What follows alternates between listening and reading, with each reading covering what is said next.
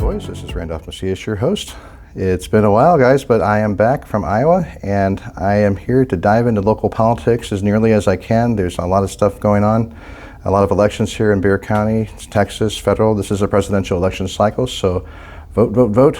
Nathan, how you doing? Good. How you doing? Awesome. I'm doing good. Thank you. Thanks for having me. It's good to see you again. Last time we interviewed, it was for a Bexar County judge, I think. Yeah? Yes.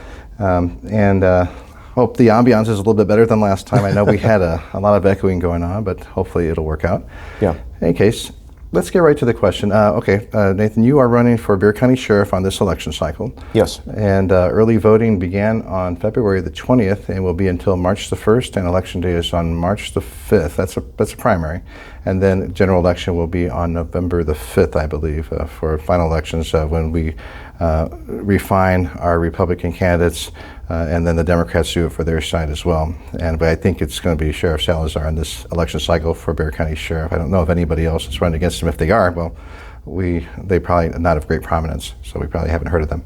In any case, let's get right to the point. My first question is, what is the first thing you plan on doing once you take the reins of the office of the Sheriff of Bexar County? One of my campaign promises that I've made every time I go speak to a crowd or talk to people is within my first week in office, I will be executing a raid on the illegal migrant center located on San Pedro Road, and I will be shutting it down. I will be fully enforcing SB 4, which is the immigration law, the new immigration law that Greg Abbott just signed in to, what was it, October, I believe? Or it was a little while ago. Yeah, I think it's just taken effect in March, if I'm not mistaken. But I will be enforcing that. The current sheriff has already stated that he does not plan on enforcing that at all. So it's another case of pick and choose of which laws you're going to enforce, and he's not going to enforce that one. I will be enforcing all the laws. The sheriff of Bexar County, the city has a contract with a private entity for this building. There's probably more than a few thousand there already. So the sheriff has the absolute authority to vacate these people. What would happen to them if you were to raid and vacate? Well, the sheriff has the ultimate authority in the county. They're the top law enforcement officer of the county. Per SB 4, you can turn them around and send them right back to point of entry, which is Mexico. Okay. I know not everyone is Mexican. I know they're not all Mexican residents or citizens, but that's the point of entry that they're coming from. So that's where they go right back to. Okay. Fair enough. Through SB 4, you don't have to, from my understanding, you don't have to have an immigration judge or take them to court or anything. It's just immediate. You take them right back, and it gives law enforcement the authority to do that. So this would be like a shock and awe of I guess maybe the first or second day that you take the oath of office. My goodness, that's a very intense move. Yeah. But it's not impossible. It is completely within the purview of the sheriff of any county to, I guess that they are the top law enforcement elected official. Yeah. So they can't be fired. There might be some lawsuits, obviously, but that remains to be seen. The Biden administration is no friend of keeping our border closed and keeping us safe. There's been a lot of incidents going on that are just these people are numerous. So now I've heard most recently there's I guess more Chinese coming in at some point. I mean, they're pulling up in SUVs and just walking across the border like whatever. Yeah. And that is completely unacceptable. We need a definitive border because we're the most powerful country in the world, and these people are of soldier age and able-bodied. They could be sleeper cells coming in right before our very eyes, and we don't even know it. Yeah, and they're here. I guarantee you, they're here. We're the first largest major city closest to the border. So when they come here, I mean, there's over 2 million people in Bexar County, and they blend right in. It's kind of hard to pinpoint them right away. They can just blend right in, and when you have the kind of funding that terrorists have, I mean, you have money to buy houses, buy many cars. Millions of dollars. It's gotten so bad, the cartels are actually having a war as to where they can operate on the border fence. They're actually fighting each other and killing each other over the rights to get the best choice prime spot to import these people. And it's just getting really, really ridiculous and out of hand. Yeah, it is. It begins with the Biden administration, but it does, for all intents and purposes, for the safety of Bexar County residents. Yes, they absolutely know that they could do that, and it's just totally unacceptable. And the safety of Bexar County citizens must be ensured. Yeah, absolutely. My second question is focusing on Sheriff Salazar. How long has Sheriff Salazar been in office, and are there any term limits for the office of sheriff? He's been in office for, this is going to be his third term if he wins it, which I plan on stopping. But there are no term limits. And that's one of the things that I wanted to actually talk about is I am all for term limits for all elected officials. I don't think that we should be trying to get rich or make a career out of being an elected official. I think it's like a civic duty, so to speak. You go in there, you do your time, or you try to do what you can to help the community or help the country, help the state. Okay. And I believe you should have term limits. It's very hard for anybody to vote for term limits for themselves, but I think that would be under the purview of Commissioner's Court, or it would go to a Texas state issue. It would probably be a state issue more, because I don't think Commissioner's Court would be able to. They don't have the authority for it, because No. it would have to be for all the counties. If Yeah, not just exactly. For one. Okay, I see where you're getting there. My other question is, I think this is a no-brainer. This is probably a rhetorical question, but perhaps you could elaborate on it a little bit. Is there a connection with District Attorney Gonzalez and Sheriff Salazar? Is there active deals being made? Oh, absolutely. You've seen Salazar out block walking for the DA in uniform, might I add, which is against county policy. That's a conflict of interest, yeah? I would believe so. I mean, I know if any other deputy went and block walked for me, they would probably be suspended, if not fired, for doing so while in uniform. Yeah, that means that the entire sheriff's department would be, I guess, figuratively endorsing the candidate he's block walking for. And That's how it appeared, yes. And that appearance is, any appearance of impropriety is unacceptable. And so the uniform, I guess he exploited the uniform for his own ends. Yeah. And not everybody in Bexar County agrees with who he would be block walking for, but in his defense, he'll say, well, the people elected me. So, yeah. But I'm sorry. No, please. There has been in the news recently about the Ren Collective, which is pretty much a group that's telling the DA what to do and immediately, or what to do with certain cases, I should say. And immediately Salazar distanced himself because he knows it's not good, these emails and messages that are coming out. But there is a definite connection between the sheriff and the DA, which I would, if the DA doesn't want to do his job, I have no problem putting him in check, so to speak. We have to have checks and balances within our government, and right now nobody's holding anybody accountable, and that's where a lot of these problems exist. That's where they start. When you have the sheriff going around with Texas Organizing Project TOP and bailing people out of jail that his deputies put in jail. They work hard to do their jobs and they put them in jail. They put them behind bars where they belong. And then here comes the sheriff with the Texas Organizing Project who endorses him and gives him money to let him right out of jail again. And these people are repeat offenders. They come back out and they repeat again and they get locked up again. So, I mean, huge conflict of interest, huge slap in the deputies' faces.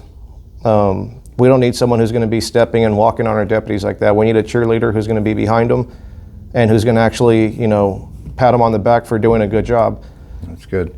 Both figuratively and in real life, actually patting them on the back. That is a big morale booster for any deputy here in Bexar County or Absolutely. any deputy nationwide, for that matter. Yeah. In fact, which leads me to my next question. I wanted to ask, since Bexar County government is predominantly Democrat, we are a Democrat-run county for the most part.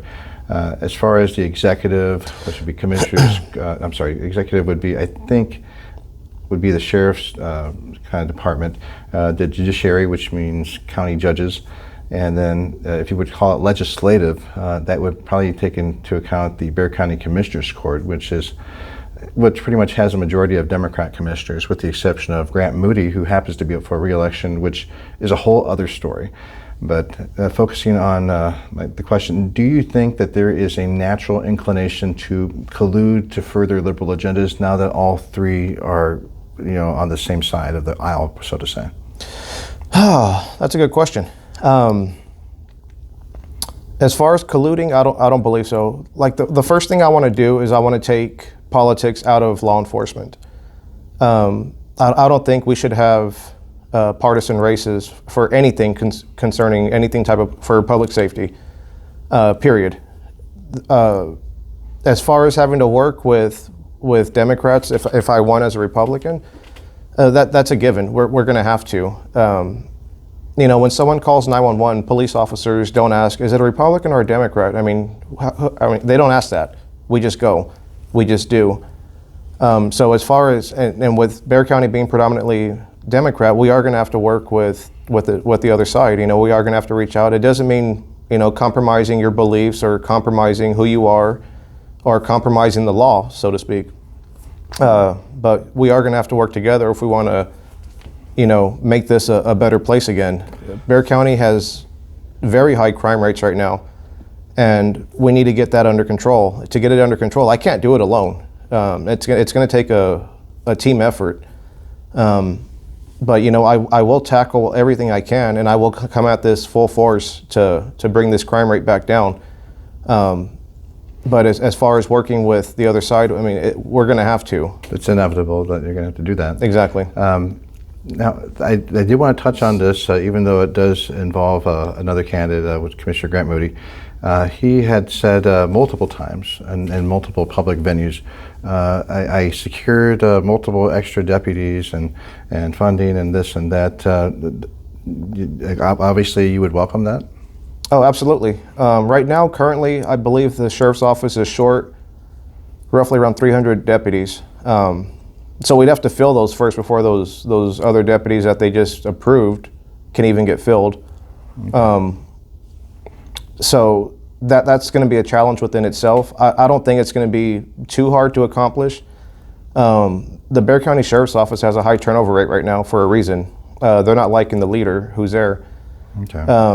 Like I said, he throws them under the bus every chance he gets. You mentioned, when you said that, it brought to mind the sheriff, and this is my personal perception, he seems to selectively let local media know about DWIs, and when certain deputies are coming out of the MAG's office, the magistrate's office, and then the cameras are ready at that point in time. I would think that the sheriff or somebody close to him gave some information to have them there before the accused walked out into the open, and then all of a sudden would be just blasted with cameras and questions and stuff, and that is predominantly made to make them look bad, and that shows that he's really tough on his deputies. But I would think, as a voter, I'm thinking that he might be doing it for political purposes. Absolutely, I agree. Because some of these people, they do make mistakes. There's no excuse for bad behavior or breaking the law, but you are innocent until proven guilty. And exactly. This goes all the way to the highest office in our great nation, the presidency. It's plain to see what's going on. They treat the accused like they're already guilty. Yeah. And so that is happening on a Bexar County level, because I see it on local news, I think mostly KSAT. But so that the morale just it breeds more bad behavior in the hopes that they won't get caught, and then when they do, Sheriff Salazar makes I guess a big example of them to say, see, I'm reeling them in, I'm correcting wrong behavior. But, or like there's also cases where it's like a disciplinary problem within that's supposed to be kept in-house with the sheriff's office, and immediately Salazar's in front of the cameras telling the cameras and telling the news exactly what happened, and this deputy is getting fired. Majority of the time, I believe they did a study, or not a study, but they looked into it, and I think about 80% of the time those deputies get their jobs back through litigation and arbitration and litigation. And it cost us money because we got to pay for these attorneys when they sue us. It costs us money because it's found unjust. It's unfounded as to why he fired these people. And we're paying out of the pocket, and it's all for political purposes. It's also he can be in front of the cameras and keep his face out there. Yeah, the sheriff's department seems to be they get all the PR publicity, and the San Antonio Police Department doesn't get it so much. So that's why you see the same portrait of the sheriff every single term with his re-election signs. Well, I think if Chief McManus got up on a horse and was riding around town all day, he just might get a little more publicity. Well, perhaps, yeah. And not disrespecting any of the rank and file of both departments. They do put their lives on the line. They never know if they're going to get shot and killed or even go home to their family. So I applaud all law enforcement, regardless of if they're left or right. It doesn't really matter when you're wearing the uniform. You're still human. You still take a bullet if you have to, and you have to follow certain rules. And sometimes the example in New York City, there's a police lieutenant that got roughed up by 3 illegal young men from Venezuela who later on were caught in Arizona, but they let them out of jail. And so when they went out, they were flipping the bird at the camera, and it shows how disastrous these policies are of no bail. So it has to stop. I don't know is that a problem here in Bexar County? Is there limited or no bail? There's TOP. The Texas Organizing Project, they go in there and get them right out. And a lot of the times, the DA will try to get them released, without bail also. Or they'll just not even take the case. I didn't know if that was really problematic in Bexar County. Oh, yeah, it is. It's a nationwide trend. I didn't know if we were a part of that or not. Oh, yeah, definitely. We are. Okay. That needs to stop. So now, in contrast, my next question is, how would your election to the office of sheriff change all of that? Again, like I said, checks and balances. I would make sure that the DA is being held accountable and he's doing his job. That's where I believe it starts with the DA's office, because the DA gives recommendations to the judge. Whenever these people go before court, whenever these criminals go before court, they give the recommendation. No bail, just let them out. Release on their own recognizance or whatever. And the judge usually goes off of those recommendations. I think the judges need to start, holding the DA accountable as well. I think if we can all get on the same page and understanding, have an understanding of exactly how we're going to do this and how we're going to accomplish this, I think that'd be great. I mean, regardless of party lines or if you wear blue or red, whatever, I think we all need to be on the same page so we can have a safer San Antonio, a safer Bexar County. Absolutely. That's something has to be done. There need to be changes, and I think too many peas in one pod as far as only Democrat agenda with the DA, the sheriff's office, the commissioner's court being in the majority of Democrat is problematic to say the least, because we're seeing what's been done. And certainly the Biden administration is not helping out on that. They applauded, and I think they get grants now for the illegal center in San Pedro. And it's just getting way out of hand. Yes. So next question would be, other than the immigration policies of Sheriff Salazar that are consistent with a typical liberal agenda that is, of course, trending all over the country, what other issue is of great concern, such as Bexar County Jail, overtime issues, morale of detention officers, stuff like that? All of the above that you just said, and it does start with detention. There are huge overtime issues right now. The morale is super low. It's at an all-time low. The sheriff's office is in shambles right now. I hate to say it, but it is. I don't hold any punches back. I call it like it is. How do we fix that? One of my opponents keeps hitting me and keeps taking jabs at me, saying, Nathan's not experienced in law enforcement. And I've never hidden that fact. I'm not that experienced as he is. I don't have as much experience as both of my opponents do. And that's fine. What I bring to the table is management experience. My wife and I have had a business for over 16 years now.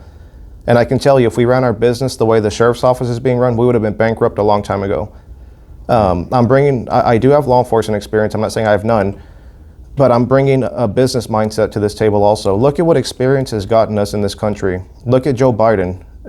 He has over 50 years experience, if you want to call it that, in politics. Let's look at the past sheriffs that we've had. You know, we've had a sheriff, most of them have come from SAPD, retired SAPD, with over 20, 25 years, 30 years experience. And it's progressively gotten worse, the sheriff's office has. Look at the current sheriff, he retired from SAPD. It's not doing too good. So I don't think experience, I think we need to step outside the box. I think we need to bring in a different type of mindset, and I think we need to approach this in a management, like a business management aspect. I'm not saying to not enforce laws and everything. I just explained I will be enforcing the laws. I will be tough on laws. I will be tough on crime.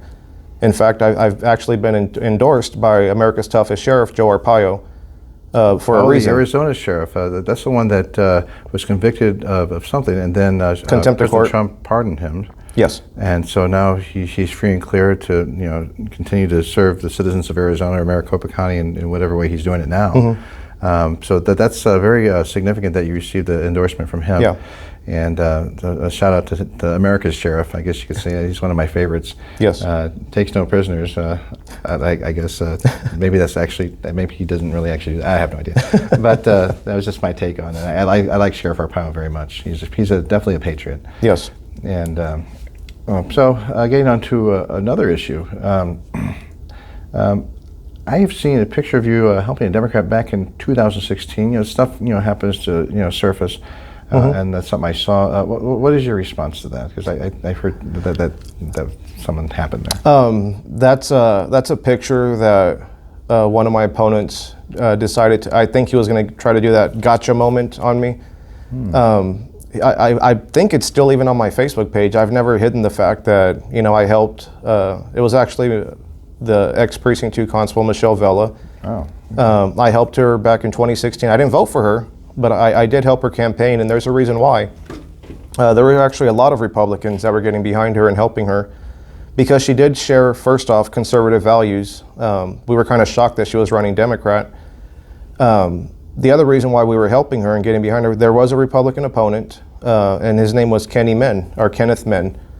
For those of you who are unaware, he was the ex-Balcony Heights police chief who was helping cover up that whole thing with the Mexican mafia and that police officer that was there that got shot and killed when they did a gangland hit on him. So he was fired over that. And after he gets fired, he decides he wants to try to run for public office. A lot of us were against that. We weren't going to get behind someone who has connections like that and who tries to bring that type of corruption into law enforcement. I was going to do everything I could to stop him from gaining more power and being the constable over precinct 2. So yeah, I mean, even a lot of people within the Republican Party were helping her. Even after she became, the constable, I know that she started making her rounds around certain Republican groups. Okay. So I don't really consider her a Democrat. She ran. I guess you can call her a dino if you want to say that, Democrat in name only. The rhino counterpart. Yeah. Okay. But yeah, that's my response to that. So. Okay. Well, thank you for clearing that up. I appreciate that. And this next question, I guess it's kind of a sensitive subject, but I have heard through the grapevine, and I don't want to say any sources or anything like that, but I heard that your dad has endorsed one of your opponents. Can you clear that up for us? Can you elaborate on that, please? Yeah. Funny. That's funny. That's a funny subject. Yeah, my father did endorse one of my opponents. And it's hilarious. I guess he thought that it was going to get me in a corner and get me crying or something, and it's not. The whole story behind it is, when I was a teenager, my father cheated on my mother with this woman, a very rich woman, and she basically bought his love, so to speak. And he ran out on us, and he was never there for me as a teenager, never there for me in my young adult life, never there for me up until now. He doesn't know my grandkids or his grandkids. I don't have any grandchildren. That's okay. He doesn't know his grandkids. He doesn't know anything about me. And my opponent is taking jabs at me and trying to go bring family into it, which I think is hitting below the belt and crossing the line. But I don't expect much out of him. I don't expect much out of my father. But my opponent made a post saying, father knows best. Father doesn't know me.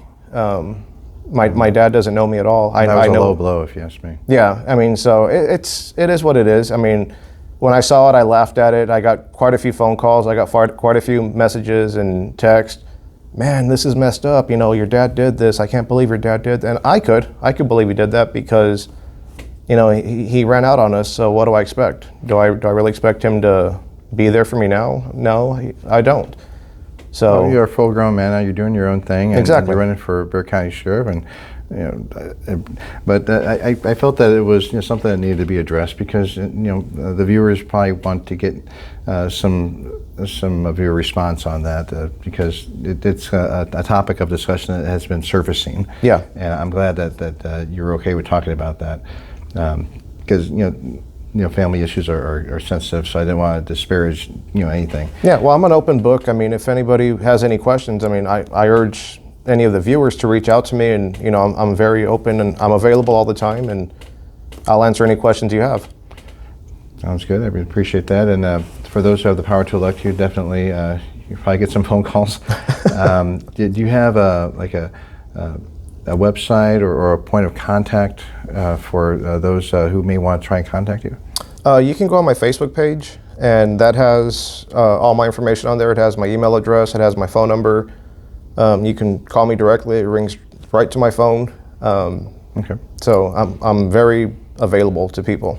That is something that is missing with candidates that are running for office. Yes. I mean, there are contact buttons on websites, but who you talk to remains to be seen until you make the actual phone call, or if it goes to voicemail. And then I understood that nobody's available all the time, but Yeah. sometimes these messages, they don't get returned. Yeah, exactly. So I'm glad to hear that you'll always answer the phone for that, if you're available, of course. So I guess the final question, after we talked about all that and your candidacy for Bexar County Sheriff, is there any other topic that you'd like to discuss that we haven't covered at all yet? Something you want to get off your chest, or something you want the voter to know even? I think we covered a lot today. Okay. I guess one of the main issues that I want to address, that I already did address, is the experience issue. Like I said, that's one of the main things that my opponent keeps hitting me on. And I'm finding more and more with the public that they don't want experienced people because they've seen exactly what we get with experience. Experience doesn't buy common sense. Experience doesn't buy, making the right decision. Just because you have so many years, I hate to say it this way, and it's not directed towards any profession. It's not directed towards all law enforcement officers. But a lot of people have told me, "Oh, that just means that you're that much long. You've been corrupt for that much longer." Tongue twister there. Let me say that 3 times fast. But that's one of the things I'm bringing in fresh ideas, and that's what I'm bringing to the table. I'm bringing management experience, which I believe is what's needed to fix this problem here at the Bexar County Sheriff's Office. Well, the Bexar County Sheriff's Office is a really important position, a lot of responsibility. You have to set all new rules for whatever agenda that you need to accomplish to make life better overall in the deputies, increase them morale, make them want to stay. I guess I did have, that kind of spawns another question, and then you can answer this however you like. But the classes for Bexar County Sheriff Academy for deputies, do you know about the size of these classes and how often they take place? I know he's pushing out a lot. I believe each one is around 30 cadets, 30 to 40 cadets, if I'm not mistaken. But that's the sad thing, is because he's bringing in all these people, but they're walking right out the door. It's just, they're walking right out. And I don't understand how he doesn't see that there's an issue with him or with his management or something as to why all these deputies just keep leaving. I understand the overtime is a killer. 16 or 18-hour shifts, I mean, that's not fun. This is required to do this? Yeah, you're required to work, I believe, 3 to 4 shifts like that a week. And these people are going to be like dog tired every you single wonder day. why there's so many deaths happening inside I mean, that's sad when we have the record in the state for most inmate deaths. There's no reason why we should be having those. But I mean, when you look at the deputies and they're overworked, They have no sleep. They have no rest. They're falling asleep on the job. I mean, it's almost understandable, but it, not it really. is understandable. It's not acceptable, but it's understandable.